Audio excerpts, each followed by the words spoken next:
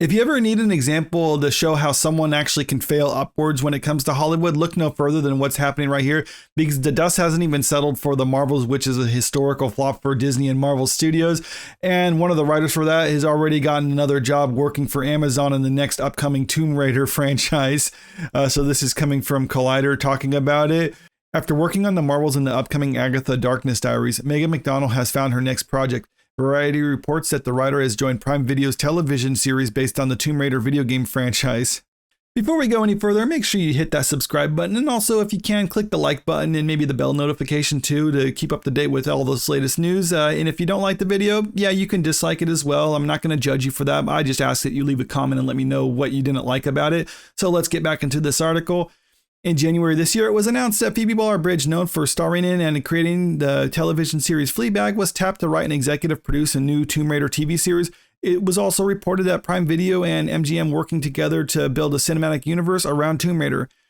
No, I'm not opposed to having a Tomb Raider cinematic universe on the service because I think the idea can work. My issue is I'm just not confident in the people that they're putting in charge of it to actually be able to accomplish it, because you got Phoebe Waller-Bridge, who's kind of infamous at this point for basically ruining any big franchise that she's involved with, whether it's on camera or behind the camera. And then you got Megan McDonnell, who's relatively unknown. I mean, the only thing you can see on her IMDb page is basically writing credit for WandaVision and The Marvels, and that's pretty much it. Now, having not much of a resume doesn't necessarily mean the person is a bad writer. I would say the box office results of The Marvels indicates that she's not a very good writer. But anyway, maybe that's just like kind of like a bad day. I mean, for some reason, they thought it was important to hire her, or they thought she was worthy to be hired on the WandaVision. And the first half of that series was okay so far. It just kind of fumbled the second half of it, but whatever, maybe there's some potential there, but I'm just not very confident that they can pull this off. In fact, I think this is going to be a complete dumpster fire. And there's a reason I think a lot of these studios that we're seeing in recent years are hiring people who have very little experience in writing. And that's because their job is pretty much so easy that even a glorified search engine can basically replace them. In fact, that's why a lot of the writers were on strike this last summer, was they were worried about ChatGPT and other things like that actually being able to replace them, because apparently that's how easy it is to do their job. In fact, let's check this out. Let's just run a little experiment. Pitch modern Tomb Raider series for streaming platform. All right, this is what we got right here. Title: Lara Croft, Relics of the Abyss.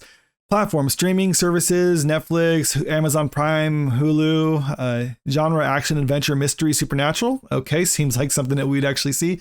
Synopsis: Lara Croft, Relics of the Abyss follows the iconic archaeologist and adventurer Lara Croft as she embarks on a series of thrilling expeditions to uncover ancient mysteries, confront supernatural forces, and navigate the treacherous landscapes of remote and exotic locations. So this does look like something that we would see coming out of a studio making a Tomb Raider series. I'm not saying this is what they actually do per se. I'm just saying, according to the terms that the Writers Guild reached with the studios, the writers are allowed to actually use AI. Now, a lot of people are thinking like, well, no, the strike was about not using AI in this. It's like, no, the worry was that the executives would be the ones just basically creating things with AI.